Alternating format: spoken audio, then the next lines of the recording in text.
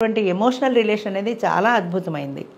అయితే మరి రెండో పెళ్ళి ఎందుకు చేస్తున్నారు అంటే ఆ బంధం నిజంగా అంత స్ట్రాంగ్గా ఉంటే రెండో పెళ్ళికి ఏ ఆడది రాదండి. వాళ్ళ మనసులో కనుక చనిపోయిన భర్తే ఉండిపోయినట్లయితే ఆయనతో సాహచర్యం ఆవిడకి అంత అద్భుతంగా అనిపిస్తే పరపురుషుని గురించి ఆవిడ ఆలోచించదు, అంతే కదా.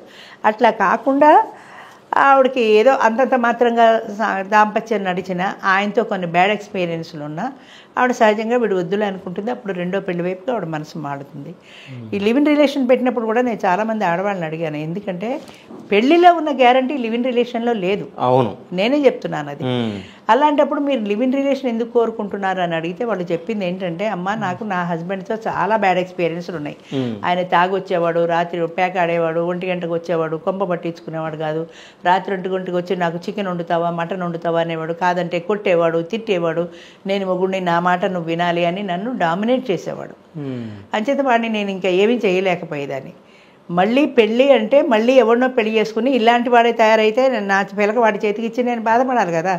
లివ్ ఇన్ రిలేషన్ అనుకోండి, బాగుందా అద్భుతంగా జీవిస్తాం, బాగాలేదా నమస్కారం పెట్టి బాబు నీకు నీ శాడిజంకి సలామని నేను నా దారిని వెళ్ళిపోయి మళ్ళీ నేను ఒంటరిగానే